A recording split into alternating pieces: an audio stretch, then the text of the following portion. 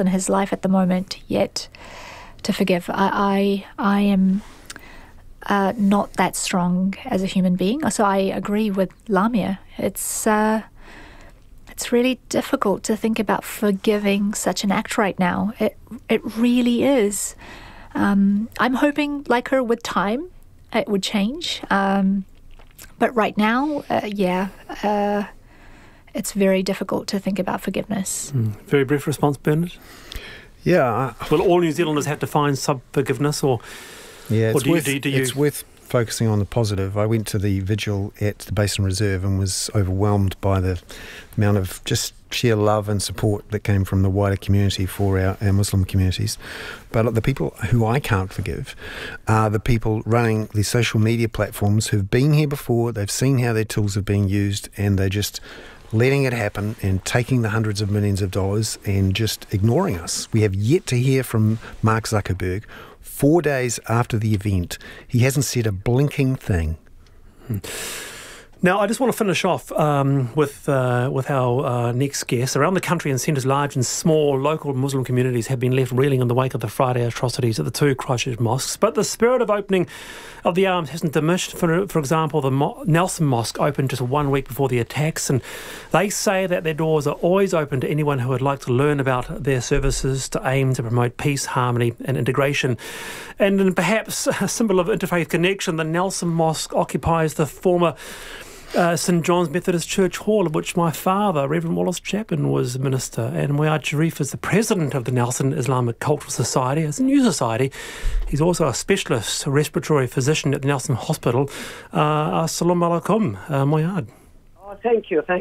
I'm sorry, probably my voice gone, but excuse me. But I'll try my best to help you. Thank you. It's really great to have you on the show. Thanks. So this is a new society, right? It is. And how has Nelson been for the community? Have they welcomed you? I have to say, I think your name is Wallace, if I'm not wrong. I had a pretty busy day. I mean, between the hospital as well as helping the Nelson Society and meeting officials, which I really appreciate their help. I mean, I have to say, at the beginning, we started in November, just a small mosque, and then nobody knew anything about us, just for serving a community of 80.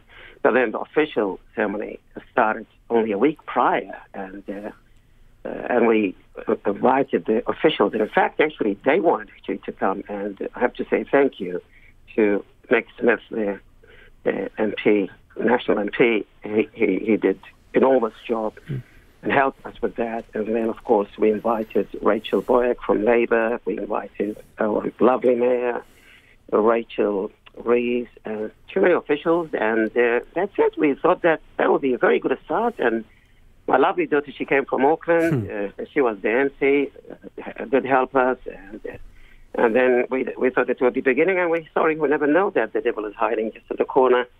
And we have to say that this should unite us rather than deter us from doing the good things.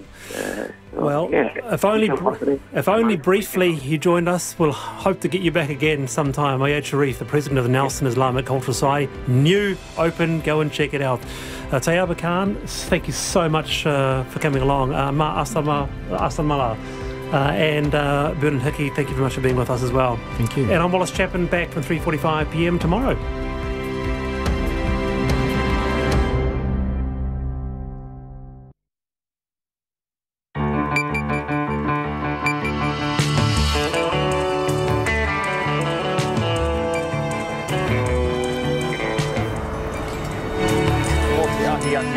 Tamaki Makoto, ko Alex Perete Toko Ingoa, and Lisa Owen joins us again from Christchurch tonight. A new story of yet another hero from Christchurch putting himself in deadly danger to save lives, while touching stories emerge of those whose lives have been lost. Leaders of all political parties condemn Friday's terror attack as Winston Peters prepares for trips to Turkey as well as Indonesia. This as the Turkish Prime Minister is condemned for his comments in the wake of the massacre. We're told 9 bodies will have been released to their family members by the end of the day. Some say that the weight is compounding their grief. And we hear from gun owners who are surrendering their weapons ahead of changes to the country's gun laws. RNZ News at 5. Kia ora, ko Susana Leata tēnei. The Prime Minister has told Parliament March the 15th, 2019 will forever be etched into New Zealanders' minds. Parliament opened today for the first time since the attack, in which 50 people died, with a Muslim prayer. Jacinda Ardern paid tribute to the victims and their families, and to the police and first responders before urging New Zealanders to do more to make their country a safer place for everyone. Safety means being free from the fear of violence, but it also means being free from the fear of those sentiments of racism and hate that create a place where violence can flourish. And every single one of us has the power to change that. Ms Ardern says New Zealand will give the shooter nothing, not even his name. The National leader Simon Bridges told MPs some of the victims had come to New Zealand to find solace in a world full of problems. He says we let them down, and for that we are sorry. The Green Party's co-leader, Marama Davidson, told Parliament the country must never again ignore or contribute to anti-Islamic hatred. The Turkish president has described the Christchurch mosque shootings as part of a wider attack on Turkey and has threatened to send back in caskets any terrorists who try to take the battle to Istanbul. Recep Tayyip Erdogan has been using the attacks as evidence of global anti-Muslim sentiment. Elizabeth Brown reports. Mr Erdogan says the accused Christchurch gunman issued threats against Turkey and his country is being tested from 16,000 kilometres away. The president issued a threat to any terrorist who might try to launch an attack in Turkey. Speaking at a rally commemorating the 1915 Gallipoli campaign, Mr Erdogan said, "Your grandparents came here and they returned in caskets. Have no doubt we will send you back like your grandfathers." Mr Erdogan has faced heavy criticism for playing footage of the Christchurch mosque shootings at political rallies. Call Elizabeth Brown, aho. However, the Foreign Minister Winston Peters says he will put the record straight with regard to New Zealand when he travels to Turkey later this week. And Mr Peters says his New Zealand First Party will back the Cabinet decision on firearms and the law will change. Labour, New Zealand First and the Greens have agreed on a package for gun reforms after a lengthy Cabinet meeting yesterday. Australia tightened its gun laws in 1996 following the Port Arthur massacre and embarked on Big Buyback program. Winston Peters says the Christchurch attacks have changed public sentiment, as happened in Australia. After the Port Arthur incident in Australia, a terrible event it was, the laws in Australia were changed, and we've had, as I said, a situation where we'll never be the same, and our gun laws won't remain the same either. Details about the package Cabinet has agreed on are likely to be made public in the next day or so.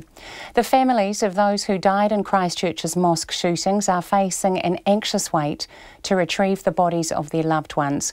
A mass burial will take place in Bromley's Memorial Park Cemetery, but first, the bodies of each of the 50 victims needs to be identified and released. Some families have chosen to repatriate the bodies of their loved ones, while others are holding private burials. Tayyip from Ashburton says families met with officials this morning, but were only given more details about the identification process. We just want to be a little bit faster because this situation, believe me, the people become out of control. They didn't accept what happened, and then now you make them just keep waiting, and it's very hard. Tayyip says he's anxious to bury his sister, Linda Armstrong, who was shot in the Linwood Mosque. New Zealand's telecommunications companies have joined together to call for Google, Facebook and Twitter to work to stop graphic, violent videos being uploaded to the internet. The chief executives of Spark, Vodafone and 2 Degrees have written an open letter demanding the social media giants take part in an urgent discussion after live footage of last Friday's Christchurch mosque attacks was posted on their sites. Spark's Simon Muta says action is urgently needed. What technology can they apply using the incredible capabilities they have to write smart algorithms that can detect this sort of material, that can eradicate it quickly, that can stop it from spreading? Simon Muta says internet service providers like his own are the ambulance at the bottom of the cliff trying to deal with offensive material. The Wellington Central Library will close its doors indefinitely tonight due to the possible earthquake risk. After receiving an engineering report yesterday, the council has decided both the main library building and car park will be closed. The council called for an assessment of the building after new building guidelines were released in November about precast concrete floors. The Wellington City Council's Chief Executive, Kevin Lavery, says the engineering advisory company Oricon raised serious concerns about how the library building would perform in a major earthquake. They were concerned about the fixings to the seatings that house the precast concrete floors in the library. Their concerns were not theoretic, they were real. Just 20 metres away from the library, our civic administration building was damaged by Kaikoura. Kevin Lavery says about 3,000 people visit the library every day and 160 council staff work in the building. A war of words has broken out at an Auckland council meeting over the proposed funding of Eden Park. The Finance and Performance Committee met today to discuss funding options, including a loan that would only be repaid upon liquidation of Eden Park assets. The Eden Park Trust is campaigning for a financial grant from Auckland Council, which it says is the only way to keep it from sinking further into debt. But the Mayor Phil Goff says he's not going to support that. It's 5:06. The Sports Minister has backed the decision by the Crusaders Super Rugby franchise to consider a name change. The Christchurch shootings have prompted discussion over whether the franchise's name, which is linked to the crusades against Muslims in the 11th to 13th centuries, and its logo of a knight swinging a sword, should remain. The Crusaders have said they will discuss the matter with the Muslim community. Grant Robertson says that's appropriate, but won't say whether the name should be changed. Meanwhile, Olympic champion Eric Murray has completed a 50-minute row in memory of the victims of the Christchurch shootings, calling on the country to end the hate. The two-time Olympic gold medalist posted a video of himself on social media doing 50 minutes on a rowing machine, 1 minute for each person killed in Friday's terror attack. Let's try and end this hate, be more respectful in life, and just love one another. You know, no matter your religious background, your beliefs, your sexual orientation, whatever it is, we're all human beings, and so let's act like it. Eric Murray. The NRL has taken a TV ratings hit with 85,000 fewer people tuning in to round one compared to last year. A Belgian racing pigeon called Armando has sold at auction for nearly $2 million, more than 3 times the world record, after a bidding war between 2 Chinese financiers. That's the news. The man had the long jacket and had the camera and the big gun, and he just shooting all the people. There's a guy who's jumping on the gunman who was trying to overpower him but failed to overpower him. Eventually, shot him.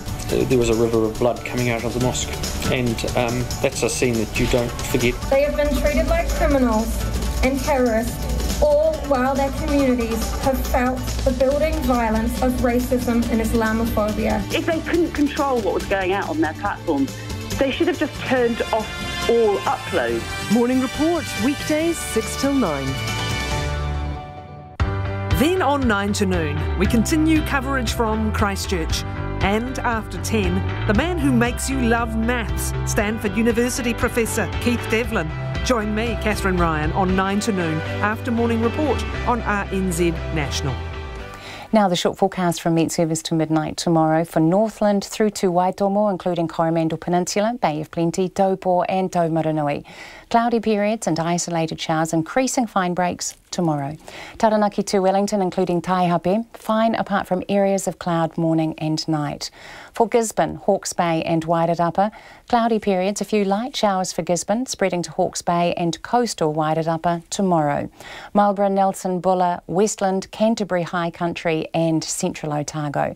Areas of morning and evening cloud, otherwise fine apart from isolated afternoon and evening showers about the ranges. For Canterbury Plains, Southland and the remainder of Otago, cloudy with patchy drizzle morning and night, but afternoon fine breaks.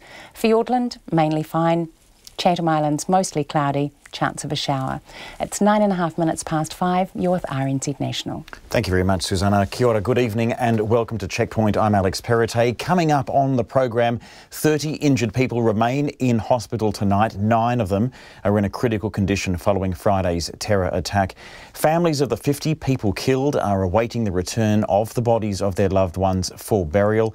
It is hoped that 9 of the deceased will be released to their families by this evening. And government agencies have today outlined the process for ACC payments for victims. And leaders of all political parties have this afternoon condemned the attack. But to begin tonight, Lisa Owen is standing by in Christchurch. Lisa. Hi Alex, we are just outside the police cordon near the Al Noor Mosque, just metres from where 42 people lost their lives, 42 of the 50 people killed last Friday. Now, among the terror and horror of those massacres, we are hearing good news stories. They're emerging, stories of hope and courage, and stories of worshippers sacrificing their lives for others inside the mosque, and stories of ordinary Cantabrians and passers-by who stopped to help people out. Now, one of those people is Nigel Gardner. Just after 1:30 on Friday afternoon, he left work early because he was simply taking his car to the mechanics. He drove along Deans Ave. He was standing at the outside the driveway, shooting them as they were running down the street. Trying to get away from him? Yeah. All the people who I saw shot were all shot in the back as they tried to run. That must have been absolutely horrifying to witness that. Seconds into it and the adrenaline was sort of through the roof, so it was just, try to help. Do you remember what you heard, Nigel? Very little. There was not a lot of noise apart from the gun. There wasn't any really screaming or crying. No, it was really, really quiet. Do you remember how he was dressed? Do you remember how he looked? Vaguely. He looked at me when I was walking towards him briefly. I saw some people had fallen down by cars, so I went to check on them. And he looked at me. I was sort of a bit, I guess I was focusing more on the gun. Didn't really look at him too much. So you're out of your car at this point, so take us back. You're driving along, you see this guy and you register this is a gun incident. Yep. What did you do? Stopped my car, put my hazards on because I knew there were cars behind me. So I thought with the gunfire, I didn't want the cars trying to get past me and into the line of fire. Grabbed my phone as I got out of the car and called 111 and ran over to people who were lying on the ground. You ran over to them? Yeah. You ran towards trouble, basically? Well, yeah. What made you do that, do you think, Nigel? I sort of sussed that they'd been shot, so I didn't think about a lot at the time. I just wanted to see if they're okay. It was just your instinct to go to them? Yes, yeah. And what was that like? Adrenaline. Wasn't feeling much, wasn't really thinking too much. Just trying to get on to 111. I knew the police would have to clear the scene first with the guy shooting, and I knew we needed ambulances there really quickly afterwards. And were there other drivers who got out of their cars too, Nigel? Yeah, what was going on? And what were you doing when you would go up to people? I checked on the lady in the car behind me because I didn't have anything on me to put pressure on any of the wounds. I was hoping someone in one of the cars behind me had something, and a guy 2 cars behind me actually had a first aid kit. So he grabbed that, and we went around with pressure bandages and just tried to stop the bleeding, and yeah. Do you know how many people were injured? Half a dozen, maybe more. And this was just on the footpath This was just on the footpath on the Morehouse Ave side of the mosque. And so this is obviously before the police came. You rang 111 and other people did as well. Then what started to happen? Not a lot. I mean, for us, there, not a lot. The gunman had stopped and we couldn't see him anymore. So it became more of sort of drag one guy from the footpath to behind the parked car just to get him, you know, in case he'd come back. You wanted some cover? Yeah. And yeah, we were just running around trying to, one of the victims, one of the girls who was shot was 5 years old. She'd been shot in the back. And there was another man who had been shot quite high up in the back, and we knew he was not doing well. He needed, you know, medical attention real fast. So we just tried to hold on to them until the ambulance could arrive. Any victim is a terrible thing, but to see a child, Nigel, that must have been incredibly tough. Yeah, poor girl, you know, 5 years old, and she never made a sound. She sort of passed pain at that point, I think. Her dad was there too. He had been shot as well. So his priority, he was trying to get us to take her to hospital. He was asking you, take my child? Yeah. And we couldn't because we didn't have a safe way to transport at the time. God, this must have been it must be overwhelming. But now, do you think you're processing it? I've been really lucky. I've got a lot of good friends and family who have been helping me for the past few days. So I've managed to talk about it. And yeah, no, the support from my friends and family have been awesome, which has helped a lot. So you were running around with other people. Do you know who any of these other people are? No, we didn't really have time to swap contact details. No, but that's the remarkable thing, isn't it? You were all just in a line of vehicles and everybody scrambling. And saw similar things in the earthquake in 2011. Driving down the street and there were people doing a sausage sizzle on the side of the road for everyone. You know, they were just putting food on, strangers helping strangers. And it was, the same sort of thing, you know. I guess if you want to look at positives from tragedies like this, is Christchurch has proven again that in times of crisis we come together. You know, saw mongrel mob members and Black Power members hugging and, you know, everyone's put their stuff aside and we've come together as a city. You've been in Christchurch through the earthquakes. Yeah. So to have this now, again, a great thing of sadness? Yeah, we've been copping it in Christchurch, I guess. I think, you know, we hear about these things happening in other places in the world, especially something like this, which you'd think would never happen in New Zealand. And for it to happen in Christchurch is maddening, disappointing. You know, this happens in other places, it doesn't happen here. Nigel, I first met you a couple of days ago and it was outside the memorial at the Deans Avenue Mosque, so you've been back, haven't you? Yeah. And what made you go back? It's support, I think. I think the same, like I was there for an hour or so, and the amount of people who, you know, who walked through and, you know, put flowers down and showed their love and support to our community was amazing. It was just nice to be part of it.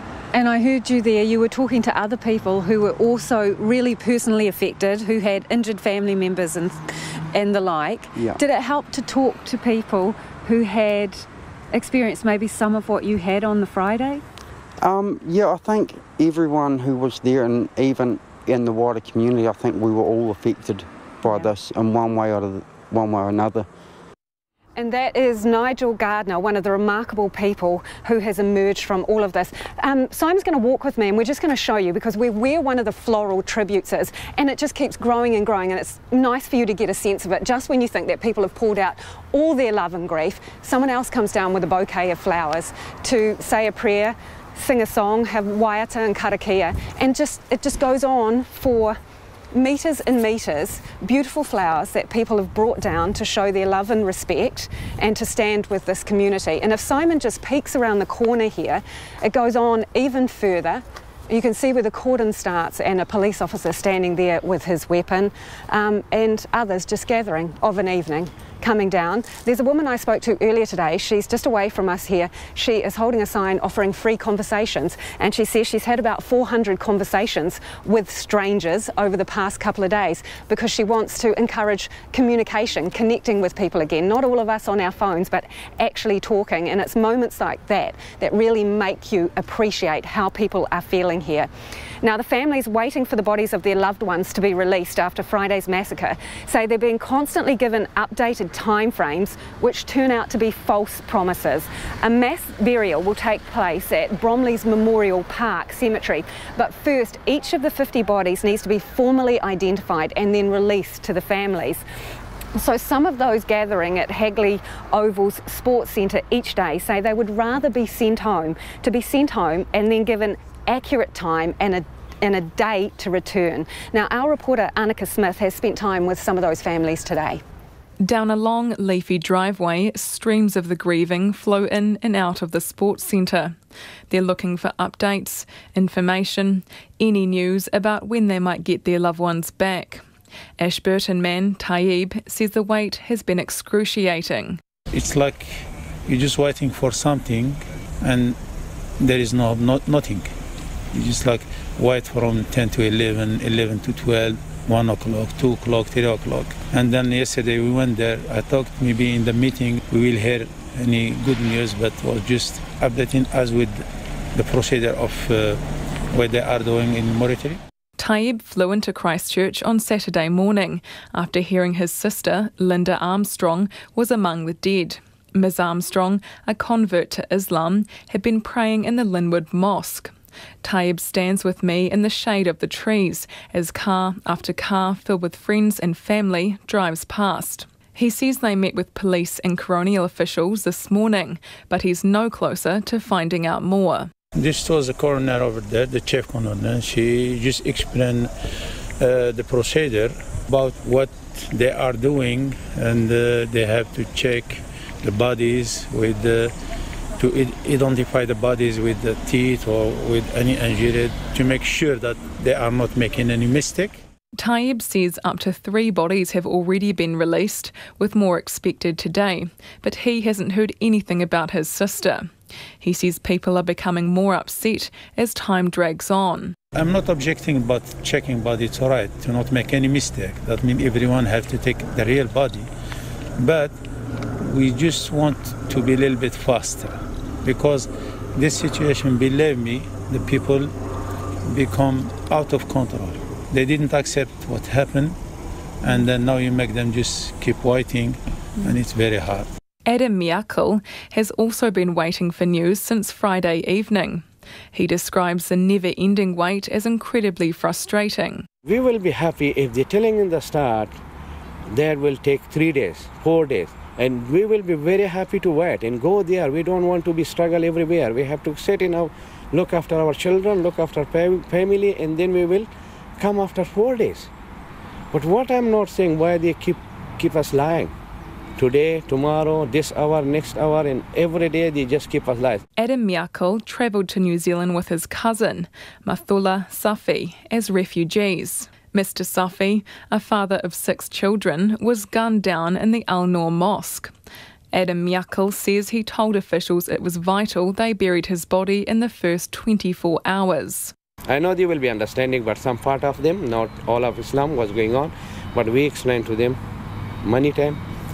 And when I spoke on the Burnside Commissioner of the Police in Christchurch, tell her 24 hours, we need to, this in our culture, we need to bury the body in 24 hours. So sorry, I can't help you, but this is the procedure I have to go through. Taib says nobody will rest until each of the victims do. And our belief, when somebody dies, when you bury him, when you take him to the cemetery, the family will have rest.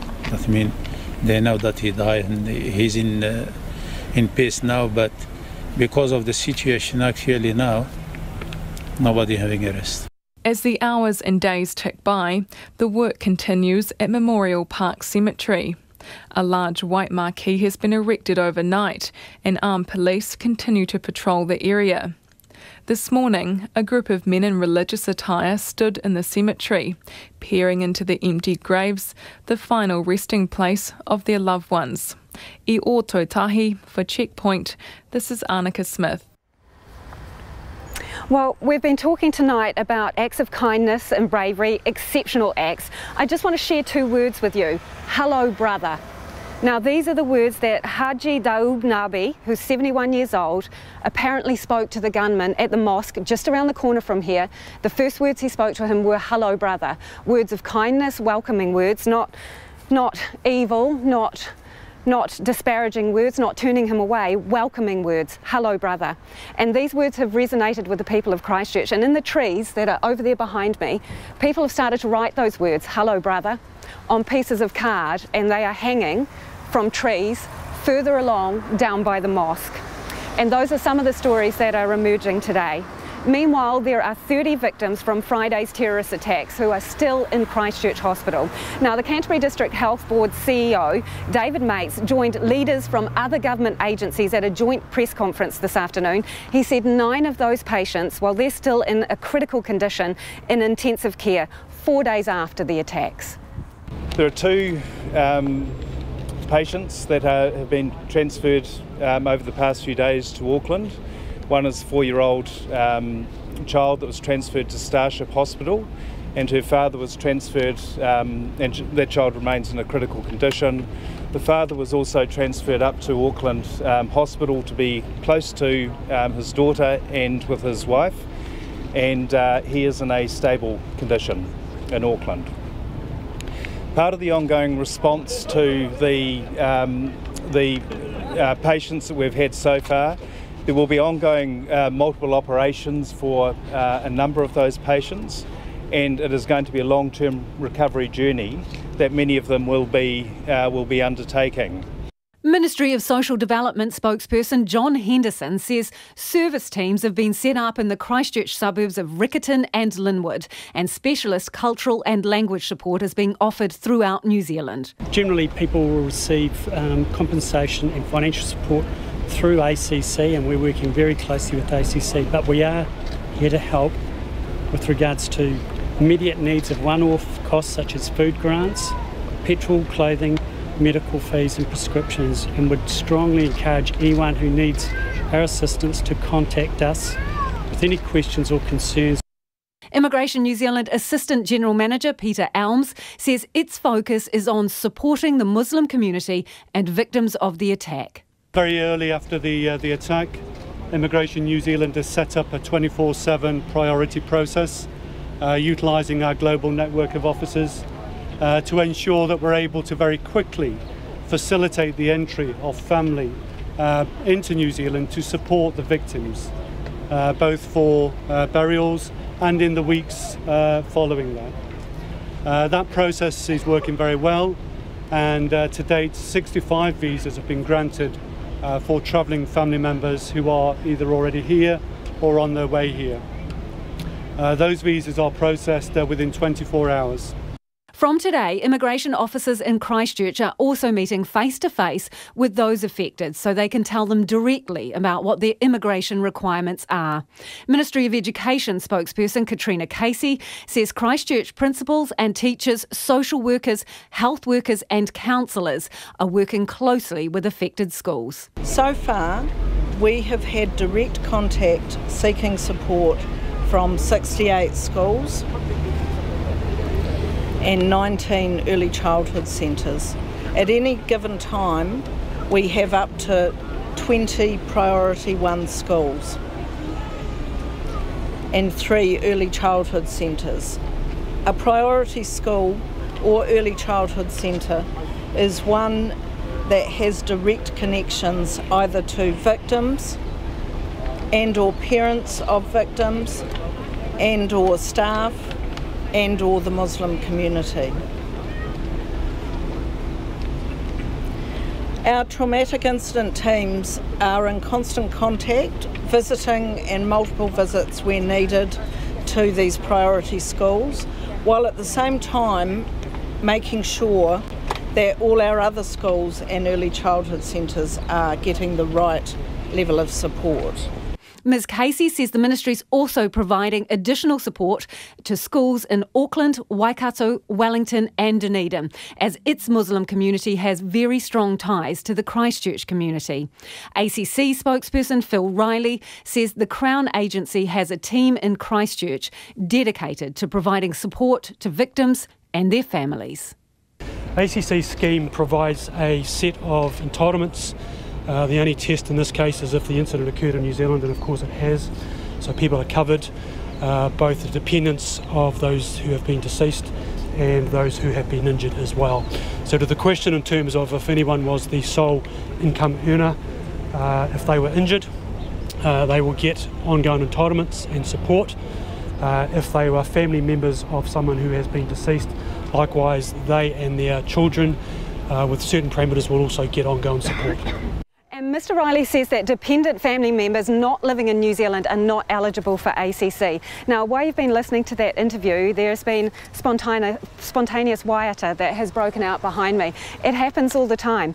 People just come down and express themselves in however they feel the need to. Songs, prayers, and there's been a free hugs being handed out just in the last couple of minutes as well.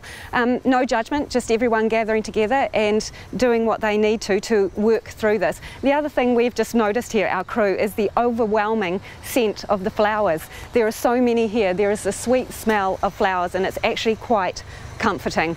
Now, there were haunting tones of Islamic prayer in Parliament today, and it moved MPs to tears as they held a special session to pay tribute to the victims of the mosque attacks. It came as yet more inflammatory comments by Turkish President Recep Tayyip Erdogan rippled through the beehive. He described the Christchurch shootings as part of a wider attack on Turkey and threatened to send back in caskets anyone who tried to take the battle to Istanbul. President Erdogan had already been criticised for playing footage of the mosque shootings uploaded by the accused gunmen at political rallies over the weekend. But politicians here did not want that overshadowing such a significant day for New Zealanders still in mourning. Here's our political reporter John Gerritsen. It was an unprecedented and poignant moment for New Zealand's Parliament. The Speaker of the House, Trevor Mallard, was joined by leaders of all faiths walking in procession into the chamber. Imam Nizam ul-Haq Thanvi opened the session with a prayer for patience and comfort in Arabic. أعوذ بالله من الشيطان الرجيم بسم الله الرحمن الرحيم يا أيها الذين آمنوا استعينوا بالصبر والصلاة إن الله مع. Several MPs were visibly moved to tears. The Prime Minister, Jacinda Ardern, opened her address with a traditional Arabic greeting. Mr Speaker, Assalamu alaikum. Peace be upon you and peace be upon all of us. Jacinda Ardern said Friday, March the 15th, had become New Zealand's darkest day. She paid tribute to the victims and their families and to the police and first responders before urging New Zealanders to do more to make their country a safer place for everyone.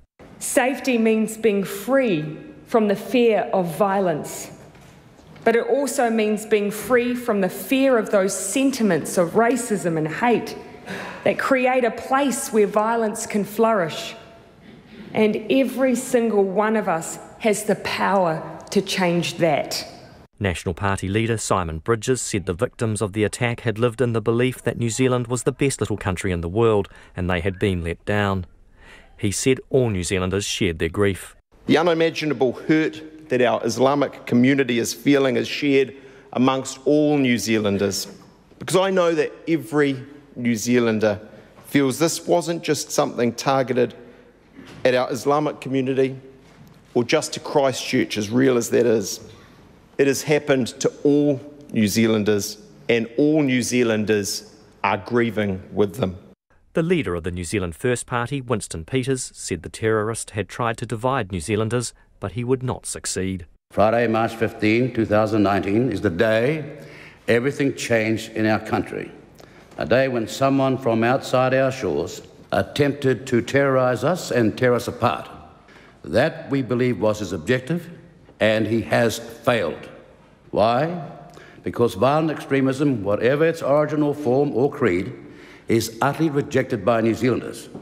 Green Party co-leader Marama Davidson said New Zealanders must do more to face down racism and violence. We must never again ignore or contribute to anti-Islamic hatred as part of the rise of white supremacy and extreme white right ideology.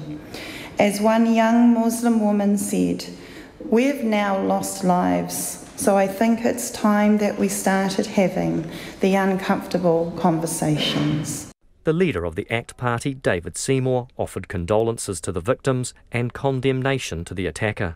I extend not just to those who were attacked, but to every Muslim New Zealander, our sympathy, but also our solidarity. It is important that that solidarity is comprehensive. So let us close ranks around the cherished values of our country. MPs joined in song before Parliament adjourned.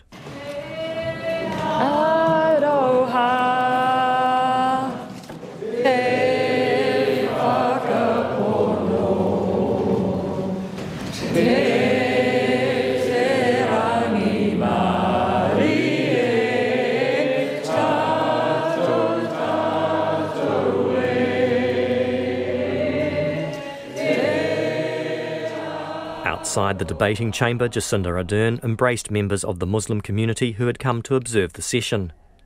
Close by, the Foreign Minister, Winston Peters, who's travelling to Turkey this week, was answering questions from reporters about President Erdogan and his threats to send people home in caskets. The misinformation that's been spread around the world has to be cleared up. We make it very clear. This is not an act of a New Zealander. It's a foreigner on our shores that perpetrated this absolute terrorist atrocity. And we've got to get that clear. Then things will be sorted out. So do you think the President is placing the blame on New Zealand? I mean, I know his comments are general, but is that what you're taking from it? Well, I mean, we've got to make sure that they get it very clear all around the world that this was an act by a foreigner on the shores of this country. And we are as much a victim as anything. Before going to Turkey, Mr Peters will go to Indonesia, a trip that had already been planned, to express condolences for their citizens killed in the Christchurch attacks.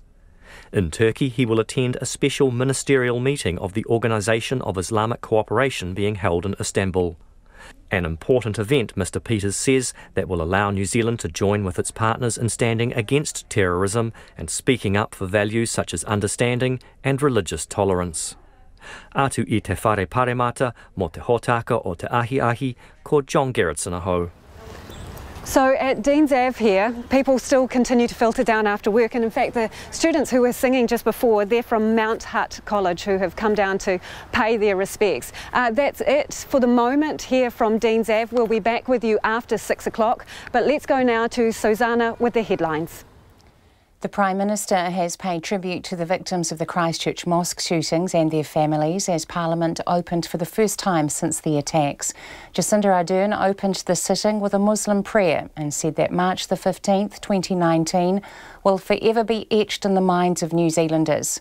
The National leader Simon Bridges told MPs some of the victims had come to New Zealand to find solace in a world full of problems.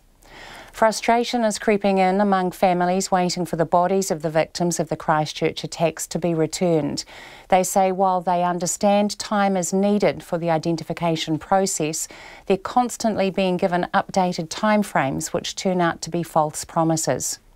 The Minister of Foreign Affairs, Winston Peters, will make it clear to the Turkish government that a New Zealander was not responsible for the mosque attacks on an upcoming visit to Turkey. The Turkish President Recep Tayyip Erdogan has described the shootings as part of a wider attack on Turkey and threatened to send back in caskets anyone who tried to take the battle to Istanbul. Pest controllers are concerned the government is contemplating a complete ban on semi-automatic weapons, which could curtail their operations. Queenstown Pest Controller Sean Maloney says there are legitimate uses for such firearms, such as controlling wallaby and rabbit numbers in open areas where there are no houses. The Wellington Central Library is closing its doors indefinitely tonight due to the possible earthquake risk. It's received a new engineering report which raises serious concerns about how the library building would perform in a major earthquake. A Waikato woman has died from meningococcal disease, the first case in the region in at least 5 years. The Waikato District Health Board says the 24-year-old woman died from meningococcal septicemia last Friday. All of her close contacts have been assessed. It's coming up to 20 minutes to 6. Those are our headlines. The next news and weather update is at 6. Thank you very much, Susanna. Turning to business news now, Nona Peltier is with us in the Checkpoint studio. The country's largest retailer, The Warehouse, it's grown in its profit and it's slowed in sales. Talk us through that. Yeah, so the company has been going through a difficult period for some time. They've got a chief executive who's been taking the company, leading it through a transformation, changing the model, the retail model and so on, so as to make the company more profitable. It's been painful. It's seen a lot of restructuring. It's cost a lot of money, but they have delivered a profit today, up 13% on the year earlier. This is their bottom line net profit. Now, their sales for the same period just rose only just almost 3%. Now that's, when you think about 13% growth in profits, 3% growth in sales, you think, well, where's that? Turns out that their red sheds, those are the stores, you know, the big warehouse stores that we know about,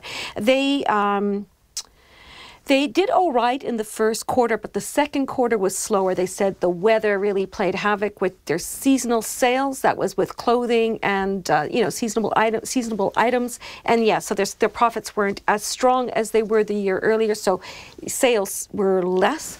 But they say that their transformation is going on. They're about halfway through their process, and they expect their margins to improve as they go through this process. So you'd expect they would do better in the future.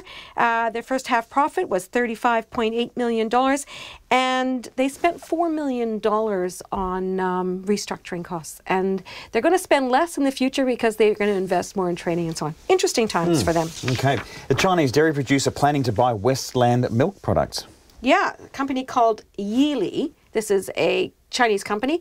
They want to buy the New Zealand Dairy Cooperative, and they're going to offer $3.41 a share to the farmers who own it.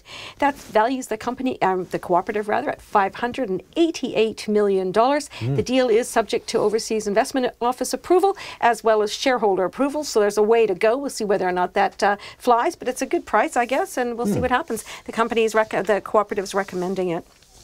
Great. How are the markets looking? Well, let's see. Our top index, it fell 18 points. That was off our record yesterday. 0.2% down, 9,497. That's still very toppy. Our dollar is just very steady. 68.6 US cents, 96.5 Australian, and 51.7 pence. It's really been stuck there for ages. Now, what's really going to change that around potentially is what happens with the US Federal Reserve. That will be meeting for their two-day meeting coming up later today, and we'll know on Thursday what they're going to do with interest rates. And that's what the market's waiting for now. Okay, great. Thank you. Thanks for the update. Nona Peltier there with the Business Roundup. Just coming up to 17 minutes to 6. Is history being rewritten online in the wake of the Christchurch terror attacks? Some references to Islamophobia and anti-immigration rhetoric have been pulled by news websites, blogs, as well as the National Party following Friday's shootings. But has that been motivated by pure intentions or just PR? Nita Blake-Person reports.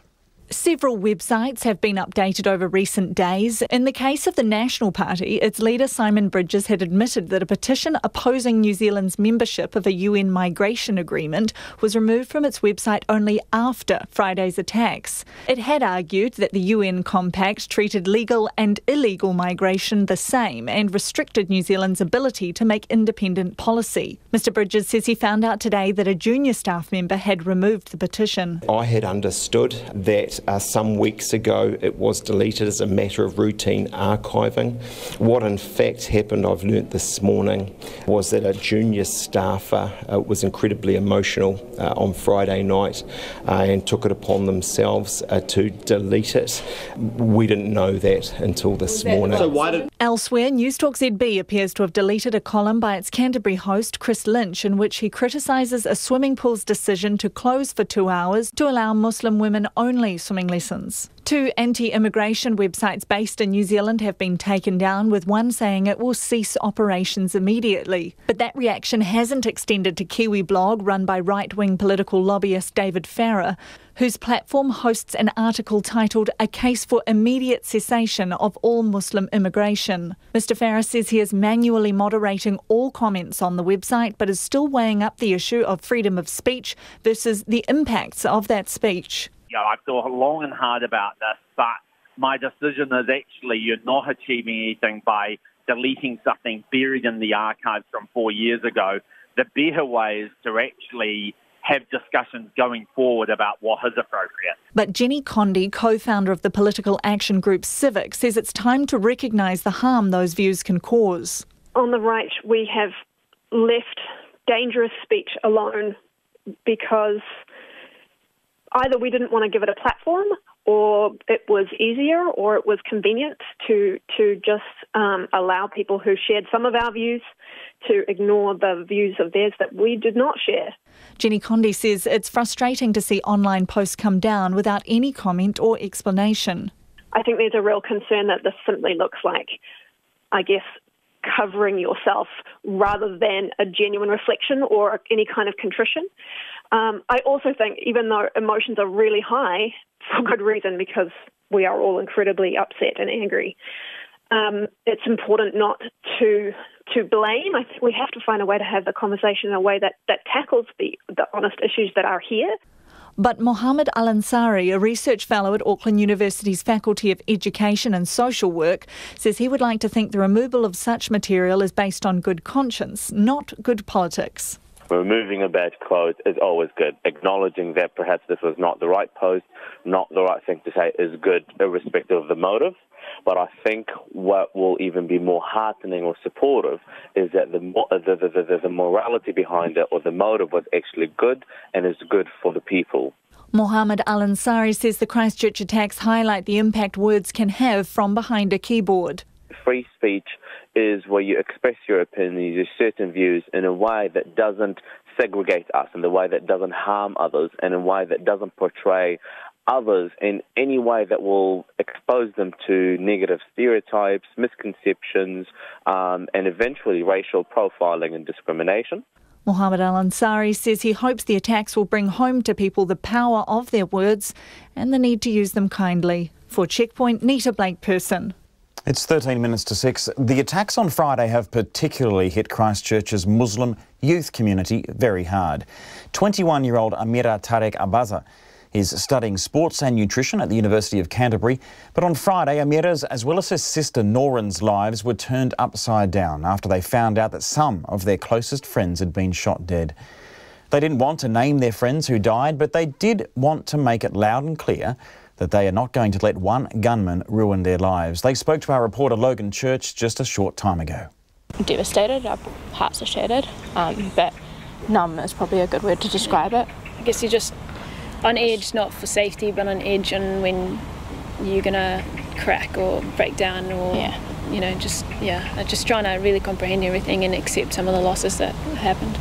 And I mean, given that some of the people who lost their lives were obviously young, teenagers or even younger, that hits our young people even harder, doesn't it? Yeah, just know that we've always felt safe here. We're going to continue to feel safe here. I hope that the community just keeps doing what they're doing. All he's done is taken innocent lives. We're stronger than we ever were before. Here in New Zealand, just like she said, we moved over because it is safe. We're such a diverse country, we're so accepting, we're so kind, we're so loving, and I just know that's how it's going to stay. No one can ever take that away from us. He failed him, didn't he? He wanted to cause terror. You're both standing here, standing strong quite bravely, speaking to us.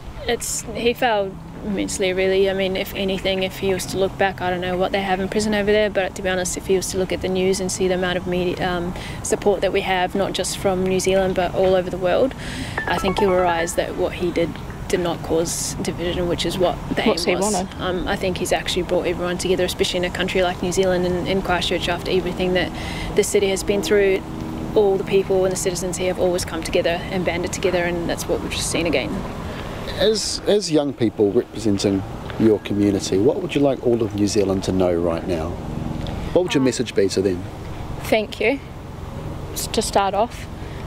Thank you for making us feel safe. Thank you for how you're just being right now. Thank you for being the people that you are. All we ask really for going forward is prayers, just praying for the people who have lost their families, praying for the ones who are still injured, pray that they recover and are able to be with us all. If you do hear anyone make a remark or anything like that, if anyone's being racist, I think every individual, it's on them to say something and to stand up, because it is unfortunately something that still is in this world and it needs to change. Do you see it regularly? It's in this country I don't see it regularly, but you do see it. Definitely. I know a lot of people from the Muslim community or any race really, like it has affected them tremendously. And I think, yeah, it just needs to stop. We need to stop it. It's 10 minutes to 6. You're with Checkpoint and RNZ National. Alex Perrottet here in the Auckland studio. We will be going back down to Christchurch to Lisa Owen after 6. We're keen for your feedback. You can text in on 2101, tweet us at Checkpoint RNZ, or you can email us checkpoint@rnz.co.nz. Over to Australia now, where a vigil has taken place in the hometown of the accused gunman. Residents of Grafton in northern New South Wales gathered together to commemorate the victims of the attack. It's as the rest of the world continues to mourn and share their condolences, as Lydia Batham reports. The emotion was clearly visible on the faces of residents of Grafton, with tears rolling down many of their cheeks as they sung hymns and lit tea lights. The community of about 19,000 peoples reacted in shock to news the accused gunman was one of their own, and it was standing room only as they gathered together in solidarity against the attack and in memory of those lost. They're just one of many communities continuing to express their sorrow. Outside a mosque in Hong Kong, flowers have been laid next to New Zealand flags. Inside, special prayers were said for the victims. Carl Worker, who's the New Zealand Consul General for Hong Kong, spoke to those gathered. This extreme violence is unprecedented in our history. It does not represent who we are as a country, and we utterly condemn those responsible and the ideology behind it. In Pakistan, the home nation of 9 of the 50 killed, a national day of mourning was held, with flags flying at half-mast. Members of the country's Christian community stood shoulder to shoulder with Muslims to protest against the attack. Keep on peace! Keep on peace! Keep on peace! After, they held a vigil, lighting candles. That same day, the families of Zishan Ahmed and Saeed Ahmed, who were both killed in the shooting, were met and joined in prayer by the Pakistani President Arif Alvi. Other world leaders continue to share their sadness. Russian President Vladimir Putin says he mourns the victims of the terrorist attack, while Germany's President Frank-Walter Steinmeier signed a book of condolences at the New Zealand Embassy in Berlin. For Checkpoint, Lydia Batham. Thanks, Lydia. Now for something that will hopefully warm the heart. The shock of Friday's attack reverberated across the world and provoked a good many reactions, but perhaps none so special and viral as this one. In Manchester, Andrew Greystone woke up to the news on his Friday morning, and knowing that Friday prayers for Muslims would begin later that day, his first thought was to get out of his house and just do something.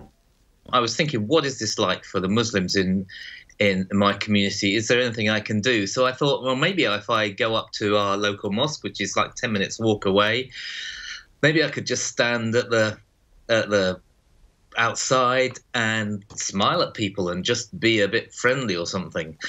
So I set off to do that, and then I thought, hey, I'm just going to look like a crazy man now. I better have something to explain myself. So I just grabbed an old piece of cardboard and a marker pen. Have you got it there? I wrote this little message. For those who are watching, you can show us. There it is. You are my friends.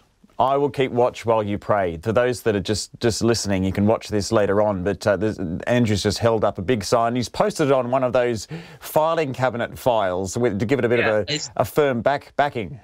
That's the first thing I could, honestly, just the first thing I could lay my hands on as I went out of the house, and it's got a bit of paper sellotape to it and a message that I just thought maybe that's just what I want to say. So I did that. And read us that message, Andrew. It says, "You are my friends. I will keep watch while you pray.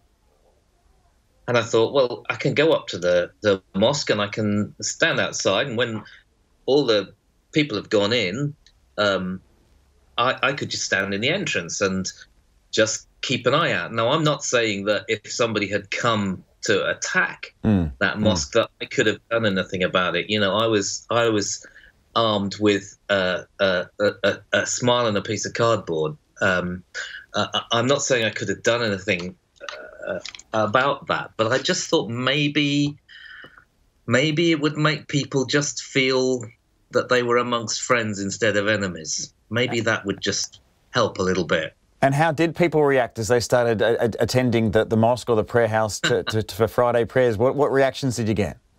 There's quite a long road to walk up to get to the mosque where I live.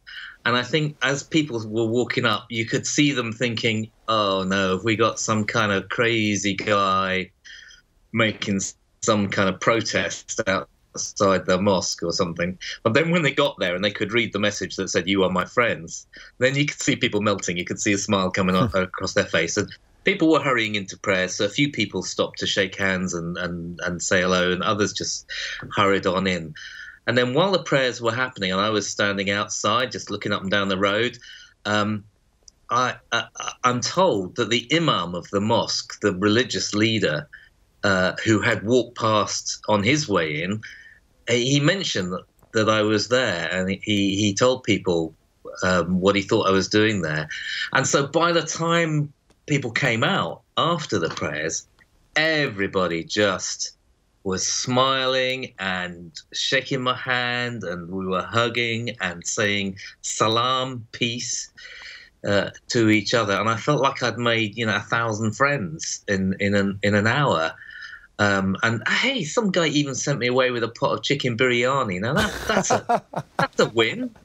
Well done. Isn't that amazing? I mean, Andrew, there's been so many reactions to this event, and a lot of them online. The social media has been criticised, for I guess, enabling hate to travel and to be spread. But I guess at the same time, we can use it for good. And that's what's happened here. And we've heard about your story, I suppose, through those channels of media. But I guess what your story also says is that sometimes we've just got to get off social media, and we've got to get out of the house and go out and embrace people and make them feel secure. I guess that's exactly what you did.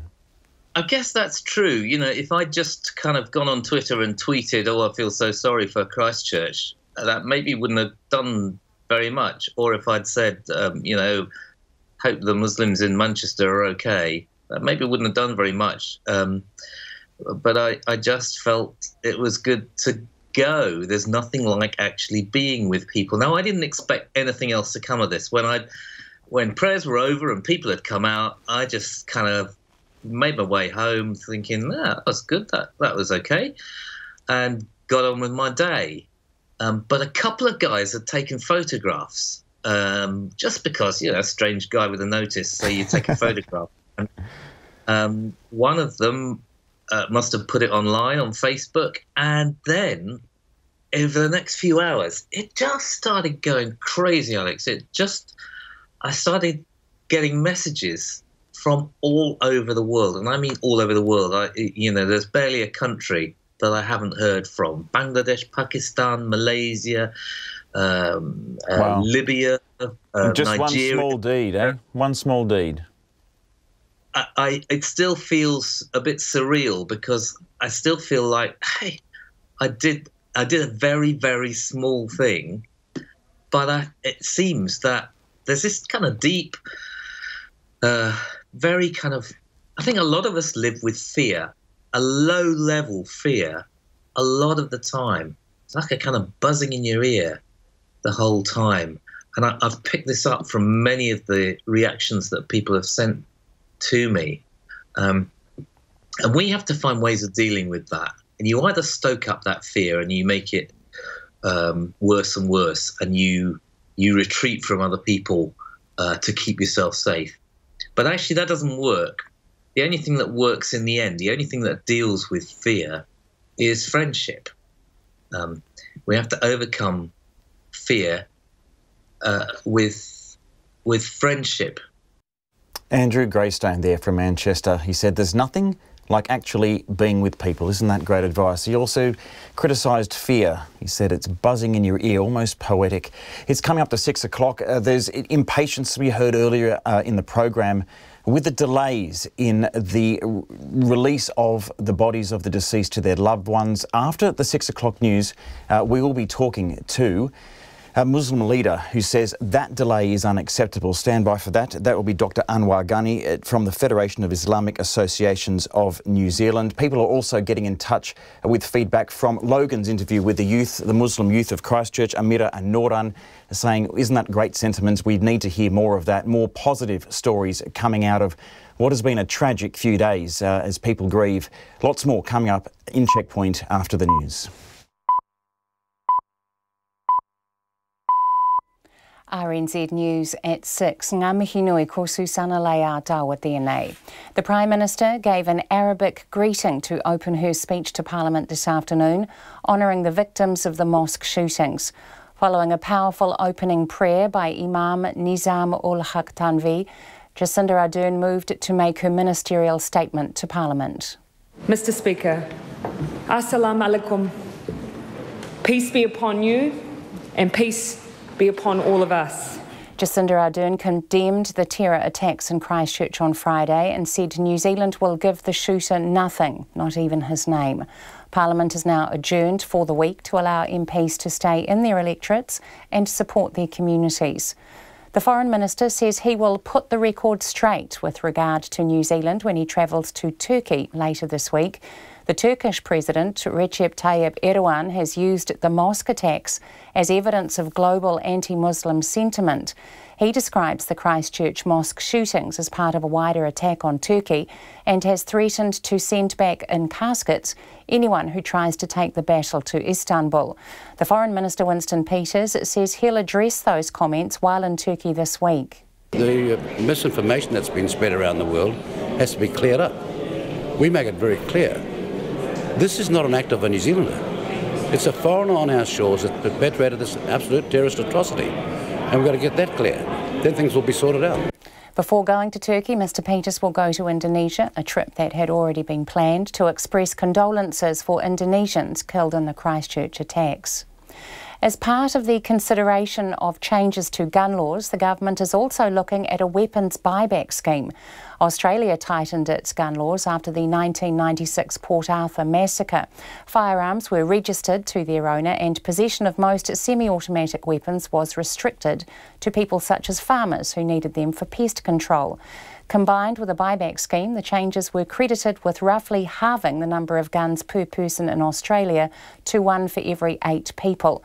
The Finance Minister, Grant Robertson, says a buyback of weapons is something the government is looking at. I've certainly been seeking advice around those issues, looking at the experience in Australia and getting some understanding of the scale of that kind of commitment, but also how you would do it as well. Grant Robertson says he doesn't yet have a firm figure on how much it might cost. Surgeons say they fully support the government's intention to take swift action to introduce strict gun control. The Royal Australasian College of Surgeons says it condemns the senseless loss of life in Christchurch and says everything must be done to prevent it happening again. It's calling for compulsory training, education and the registration of firearms and not just the licensing of gun owners. The college says the strong gun laws introduced after the Port Arthur massacre have proved to be one of Australia's most successful public health measures. But pest controllers are concerned the government is contemplating a complete ban on semi-automatic weapons, which they say could curtail their operations. Queenstown Pest Controller Sean Maloney says there are legitimate uses for such firearms, such as controlling wallaby and rabbit numbers in certain areas. Bolt-action rifles are safer in built-up areas, but if you're in an open area like, say, Moa Creek or any of those big wide open areas where there's absolutely no houses around, a semi-auto is a perfectly acceptable tool, and it's a preferred tool for high numbers of rabbits.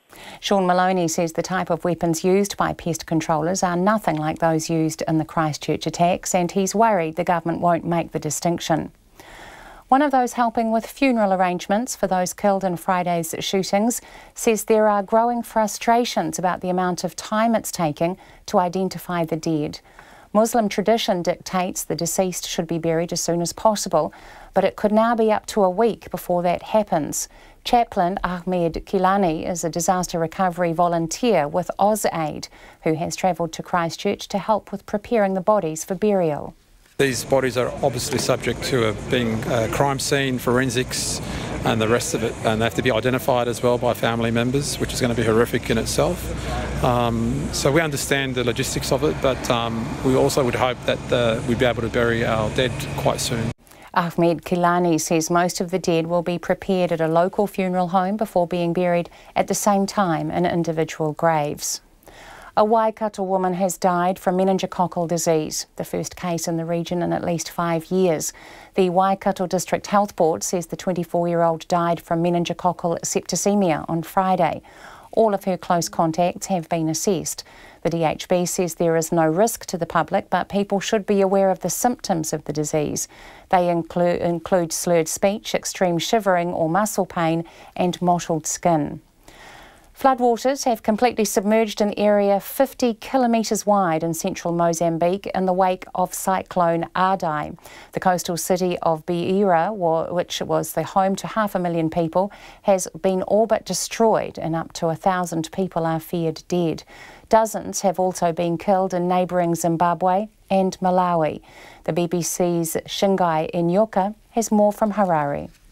In mountainous eastern Zimbabwe, the military is repairing damaged roads to reach those trapped by landslide, rockfalls and floods.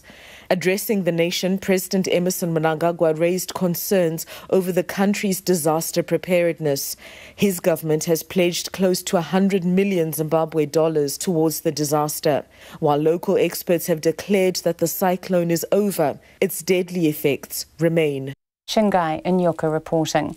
The Wellington Central Library and car park are closing tonight for an indefinite period. A new engineering report has raised serious concerns about the building's safety in a significant earthquake.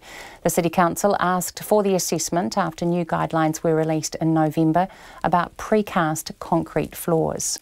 It's 6:30. The Highlanders are set to take a heavy financial loss after cancelling their weekend game against the Crusaders in Dunedin in the wake of the Christchurch shootings. Chief Executive Roger Clark says while calling the match off was the right decision, they'd been expecting a crowd of 20,000 and weren't insured for the cancellation. Meanwhile, Highlanders flanker Liam Squire's World Cup hopes are hanging by a thread, having been ruled out of a return to rugby for at least another 2 months.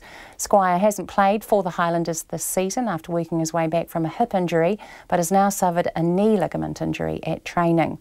England football have responded to criticism by announcing there will be a tribute to those killed in the Christchurch terror attacks before England's Euro 2020 qualifier against the Czech Republic this weekend. The attacks were marked with silences before last weekend's Six Nations rugby games and Super League matches, but Premier League football didn't follow suit. The former chair of England's football's Race Equality Board slammed the organisation's failure to honour the victims. That's the news. Tonight on Nights, Melody Thomas checks out some old school monogamy. In this week's edition of Bang, our window on the world asks where people in Cardiff are going. Trevor Riki celebrates the sounds of WOMAD 2019, and our after-dinner speaker, philosopher Anne Kerwin, talks about the importance of humour in everyday life.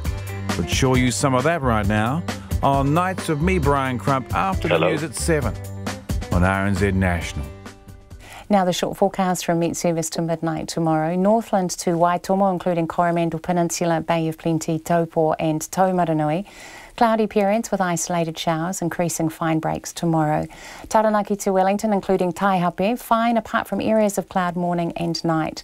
For Gisborne, Hawke's Bay, Wairatapa, cloudy periods, a few light showers for Gisborne, spreading to Hawke's Bay and coastal Wairatapa tomorrow. Marlborough, Nelson, Buller, Westland, Canterbury, High Country and central Otago. Expect areas of morning and evening cloud, otherwise fine apart from isolated afternoon and evening showers about the ranges. For Canterbury Plains, Southland and the remainder of Otago, cloudy with patchy drizzle morning and night, but afternoon fine breaks. Fiordland, mainly fine. Chatham Islands, mostly cloudy. chance of a shower. It's 9 minutes past 6. You're with RNZ National. Thanks very much, Susanna.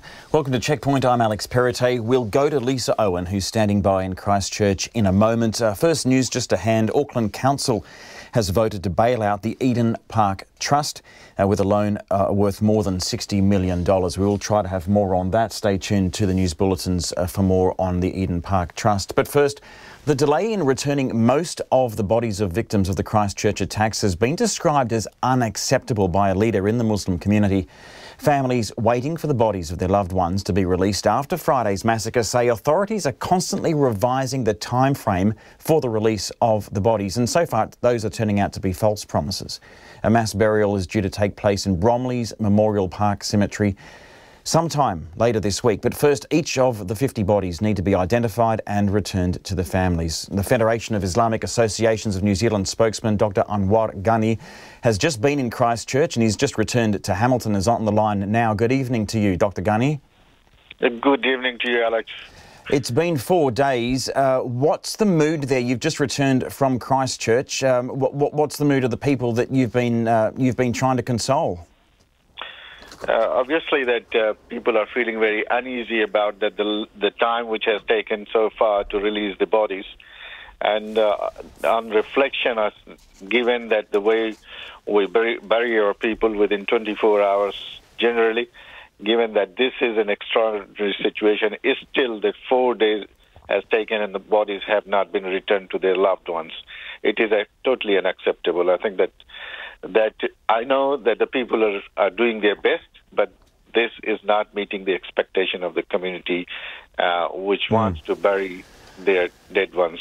Yes, the criticism, the specific criticism that we've heard, and we had people talk to our reporter Annika Smith waiting there, basically saying, look, tell us to go home and we'll come back in 3 days if you've got a definite time and date, and we'll go home and just look after our families and wait. But we're being continually told next hour, the next hour or the next day, and that doesn't come to fruition. So is that what you're hearing as well?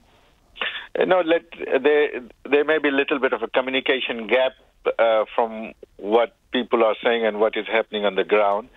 There's no doubt that from police to the other agency, they are working their best. They're trying to address the situation as best as they can, but given that this was a scenario was quite clear that these people, most of them, they passed away from this terrorist attack. When you have an accident, usually the bodies are returned within 24 hours, or maximum 48 hours. In this case, we do realize there are a number of people involved, but given the resources which have been put in there, we expected that it will be processed much quicker. We understand that nearly 8 to 10 bodies will be released today, by the end of the day, and more are on their way, and the work is accelerating. So hoping that it will be addressed soon. But as I said, that there is now anxiety in the community. And there's no doubt that people are working very, very hard, behind the scenes there and doing incredible work. We also know that people have flown in, people from your community, even from Australia, have come in and from parts of the country to help assist once these bodies are released, to prepare them for burial. Just educate us a little bit about your religious norms and customs there in terms of what's going to have to happen to get these bodies buried on Friday so that families can properly go through the mourning process, which I guess at this time is on hold. Yeah, but I think it is expected that it is an evolving situation. I'm sure that the debriefing which we will receive by the end of the day today will give a much more clearer picture how we are going to move forward in terms of burial of people. It is everyone involved is trying their best. I would not question that they are trying their best to meet the expectation. But what we would have the burial process, which is going to be once the bodies have been received, they will be washed and cleaned. The men volunteers, which are many, and the women as well. There are a number of women volunteers who are there on the ground. They will be washing the bodies of the women folks who have passed, who have died, and they will put white shrouds around that, wrapped around it, which will be kept at a place which maintains the temperature to make sure that the body does not decay and it stays in good condition for burial. And the burial will be in, there are some which want their loved ones to be taken back where they originally came from, if they are not New Zealand citizens or permanent resident. And some may choose to do burial that satisfies them, but a lot of them will be buried in a mass burial, which we would like to have that as a public. Right. Dr. Anwar, we do have to move on, but before you go, when do you expect the mass burial to take place? Any ideas? We will be in a better position to speak on that tomorrow. Okay, all right. We'll check in then, and obviously we're all hoping and praying that happens sooner rather than later. Commiserations to you, to your community, and thank you very much for your time and expertise tonight, Dr. Anwar Ghani. He's from the Federation of Islamic Associations of New Zealand. We're going to cross back now to Christchurch near Hagley Park, where Lisa Owen is standing by. Thanks, Alex. And if you're just joining us, the picture you'll be able to see if you're watching is the Al Noor Mosque. And as the sun goes down, we can just see the top of the dome of the mosque. We are opposite it in Hagley Park. And if Simon just tracks down with his camera, we can see the fence at the front of the mosque has been draped in black tarpaulin to shield, well, the view of the public. And there's lots of flowers on the top of the fence there. Very kindly, a number of the police officers, because we're standing right at the cordon, you can go no further than where we are. People bringing bouquets, handing them to police officers who will take them across the road and lay them at the entrance to the mosque there. Tonight the government is likely to unveil its full proposal on changes to firearms law by tomorrow, we're told, as it now works through the final details. But it's also grappling with several complex issues, including how the accused gunman will be tried and the challenges of containing violent images and debate online. So Labour, New Zealand First and the Greens, well, they've agreed on a package for gun reforms, and this comes after a lengthy cabinet meeting yesterday. A ban on military-style semi-automatics is on the table, as are changes ranging from tougher licensing rules and a national register for individual weapons to tougher import regulations. Here's our political editor, Jane Patterson. The Prime Minister Jacinda Ardern emerged from Cabinet yesterday, saying all three governing parties had come to an agreement about the necessary changes to the law, but she would not reveal the specifics, saying only they'd be made public before Cabinet meets again next Monday. At Parliament this morning, Ms Ardern said she'd like the National Party on board. Certainly, I think that it would be hugely beneficial if we can reach consensus. Cabinet has already made a decision. We will be sharing our proposals with others. Simon Bridges says the National Party is ready to cooperate, including on a possible ban on military-style semi-automatics. I think it would be remarkable to justify any other position, frankly. I mean, we've seen what happened. The New Zealand First leader Winston Peters was asked whether his party would be willing to change its past stance on gun control that had been more conservative than parties like Labour and the Greens. Look, the Prime Minister made it very clear that we've made an in-principle decision, the details and the provisions of which have to be worked on. And it does not advance the cause if we all go our separate ways before we've considered what should be done. Australia tightened its gun laws after the 1996 Port Arthur massacre that left 35 people dead. It required all gun owners to have a genuine reason for possessing firearms, such as hunting or gun club membership, with licence renewal required every 3 or 5 years in most states. Firearms registered to their owner and possession of most semi-automatic weapons was restricted to people such as farmers who needed them for their work. Combined with a buyback scheme, the changes were credited with roughly roughly halving the number of guns per person in Australia from 1 to 4 to 1 to 8. The Finance Minister Grant Robertson says he's looking at a weapons buyback scheme here. I've certainly been seeking advice around those issues, looking at the experience in Australia and getting some understanding of the scale of that kind of commitment, but also how you would do it as well. There's also discussion about how the New Zealand authorities will deal with the accused gunman in the coming weeks. Ms Ardern says details of issues like deportation haven't yet been settled, but she gave this assurance. Because the priority is the justice system in New Zealand, and this offender will face the justice system in New Zealand. When asked if the accused gunman could use his upcoming trial as a platform for self-promotion, Ms Ardern said that was up to the court system and the media, but personally she would never speak his name. From Parliament for Checkpoint, Jane Patterson. And these are the words "Hello brother" on a card that's been written and hung in one of the trees that are opposite the mosques. Apparently these are the words that were spoken by the first worshipper to encounter the gunman as he entered the mosque, the Al Noor Mosque, which we are just across the road from here. We're in Hagley Park. Now the police can't say yet just how many gun owners have voluntarily surrendered their semi-automatic weapons in the aftermath of the Christchurch mosque attacks. On social media, some owners have posted about taking their guns into the police to be destroyed, and the Prime Minister, well, she's encouraging anyone who is contemplating following suit to do so. Here's Sarah Robson. Alan Knight lives on Waiheke Island and he says he's decided to surrender his semi-automatic firearm. I'm going to hand it in and just ask the police to get rid of it. Mr Knight says he was using it to shoot rabbits. If you miss with the first shot, the rabbit's going to move and it's nice to be able to take a second pop at them. But then again, I've always found my semi-automatic to be pretty inadequate for the job anyway.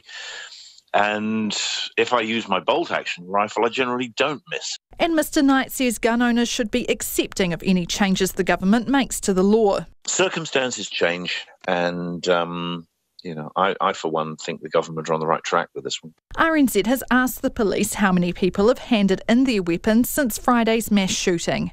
The police say they are collating that information at the moment, but have no time frame for when it might be released. Meanwhile, Queenstown Pest Controller Sean Maloney says there are legitimate uses for semi-automatic weapons. He says they are a useful tool for controlling wallaby and rabbit numbers in certain areas. Bolt-action rifles are safer in built-up areas, but if you're in an open area like, say, Moa Creek or any of those big wide-open areas where there's absolutely no houses around, a semi-auto is a perfectly acceptable tool, and it's a preferred tool for high numbers of rabbits. Mr Maloney says there is some concern the government is planning a complete ban on semi-automatic weapons, which could curtail pest control operations. They are in use. A 5-shot fixed magazine on a semi-auto is a far cry from what was used last week, and we have to discriminate on that. I don't know if that discrimination will occur or not. There have been some reports of people panic buying semi-automatic weapons in anticipation of any law changes. Yesterday, the owner of Gun City, David Tipple, denied that this was happening and instead said there had been people coming in to sell their semi-automatic weapons. The Prime Minister, Jacinda Ardern, says she asked for more information about the panic buying reports. I did specifically ask that question. I think at this stage it remains anecdotal, but look, I will keep in touch with police on that issue, but at the moment they haven't reported to me anything that can verify some of those statements that have been made. The police say anyone who wants to surrender their firearms should call the station first before they take them in. Mō te hōtaka o te ahi, ko Sarah Robson, aho. And some of New Zealand's Muslim communities say they still think that Christchurch is one of the safest places for them to practice their religion. Now today our reporter Logan Church met two really remarkable young men, Abdul Azim Khan and Mohammed Bilal, who flew from Auckland today. Now they lost their close friend, 27-year-old Saeed Arab Ahmed, who was killed at the Deans Avenue Mosque that we're just across the road from. Now they spoke to Logan about Saeed, who is originally from Pakistan and who they consider to be family. We've been in contact with our family. We're trying, his cousins and everybody, like they're asking us. So we just fly today to Christchurch, and then Yeah, we've been looking around what's happening here. We come here to help everybody who needs us. Not only for Arif, but we come for everybody. Yeah. What was he like? What was he like as a person? He was really good. He was really religious. He was really good. Yep. He just prayed. He was like really good man. Yeah. What's the process from here? You spoke about how we're trying to figure out what's going on with the burial. I don't know. It's up to the community, and then obviously it's gonna be under the police and then Pakistan Association. They're gonna decide what's gonna happen. That's what we're hearing from everybody. Like it's like they're gonna send the body back home, and it's gonna be funeral for him, and there. That's what I heard. But we're still not sure what's happening. Like it's been 4 days now, hasn't it? Yeah, it is. Yeah. From the day, like obviously it died from now. Yeah. And just for those who don't understand, why is it important to do the burial as soon as possible? It's just like it's not like because we are abroad. They are everywhere. You got different conditions, but especially like we believe like it's better to go in the grave earlier rather than stay. Like obviously, you know, we believe like a spirit, or like what do you call that? You know, if it's gonna be very soon, it's gonna be better for everybody. Like who died. Yeah, we Muslims say shaheed. Shaheed. What does that mean? It's just like if anybody doing any religious thing, and then if I'm going to do any religious thing, and I'm gonna die. So, or especially for the religious point of view, like if I'm praying and I'm gonna be die. So we believe like it's gonna be shaheed, and shaheed means we believe like our older people telling us, and like that's what we're reading. We believe we're gonna go straight to heaven, because we were just going for the prayers and anything like. So that's what, for me, I think that's what shaheed means. Yes. And how can other New Zealanders help you guys now? What do you need most? I think all community coming together, and like it's not a matter like you're from which religion, but all religion coming together. If it's Maori, if it's Punjabi, it's Sikhism, they're coming together and work together as brother and sister, and they're helping out each other. And I think that's the best thing. And I think we are overcoming with all this whatever happened a week ago. I think we're overcome, and I'm pretty sure like we say no to terrorism attack, and in future nothing gonna happen like this. And still I want to say like New Zealand is one of the safest country, and Christchurch is one of the safest place. You still think that? I still think that. If it happens once, it doesn't mean we're gonna give up. We're gonna come together with community. We're gonna work together with brothers and sisters, and we'll think about it and pray together. And I think that's the better future for us. So I don't believe in like New Zealand is not a safe country. It is safe, and it is the safest place in the planet, I believe. Now, Dunedin City Council has vowed to oppose racism in the city in a show of solidarity to the Muslim community after these attacks. Now, the accused gunman lived in the city and had identified the Dunedin Mosque as his initial target before he turned his attention to Christchurch. Here's Tess Brunton.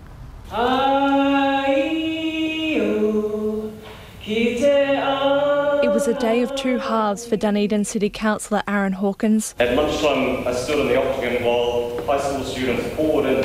We failed to keep them safe from an unstable climate future. They went from hope to horror, though, when a couple of hours later, just a couple of hours up the road, we saw our Muslim brothers and sisters attacked during Friday prayers. We had failed to keep them safe. He gave an emotional plea for New Zealanders to think about their words and their actions, choking up as he spoke. A lot of the response around the country has been one of shock. This isn't New Zealand. This isn't us. This is the end of our innocence. This is the start of a dark chapter. And also that we shouldn't let this change our way of life, because that way he wins. But sadly, this is us, and we have to change. Councillors and the public stood for 50 seconds of silence, a second for every person who died during the terrorist attacks. Dunedin Mayor Dave Cull says his community is one of the refugee resettlement areas. I'm proud of the overwhelmingly welcoming, inclusive nature of our city. And the actions of one lone, sick individual who seemed to choose this place because of our inclusiveness cannot be allowed to tarnish who we are and how we are seen by the world. Councillor Jim O'Malley called out Australian Senator Fraser Anning for blaming the attack on an increase of Muslim immigration, saying he has targeted the country of his brothers and sisters. I cannot stand by and not comment on his hateful words. I therefore ask that Senator Anning resign, and in the event that he doesn't, I implore the Australian Parliament to reinstate the power to expel a member and then to proceed to remove him. Mr O'Malley says people around the nation will remember where they were when they heard about the Christchurch attacks, like many do with 9/11. He hopes the government will follow Australia's example and ban semi-automatic weapons. Councillor Christine Gary says she believes Dunedin is a city of tolerance and diversity. But it troubles me that I can cite to you several occasions in the last couple of weeks and since Friday when I have heard comments and I have heard of frightened people that were not directly associated with this event, but they have suffered racial slurs. The council voted unanimously to condemn the attacks and have a zero-tolerance approach to racism and discrimination, instead showing solidarity and support for communities of all cultures. Mr Cull says Dunedin must double its efforts to ensure Muslim people don't feel like outsiders and to especially refrain from any racial abuse, no matter how minor it seems. Racist insults and go-home messages out of car windows and pulling on headscarves. Treating such acts as insignificant only serves to normalise them. Unchallenged, such attitudes and behaviour escalate and the small cells of social infection can grow into monstrous expressions of hate.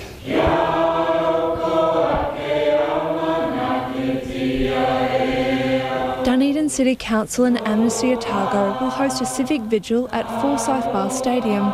In Dunedin for Checkpoint, Cortes Brunton Tane.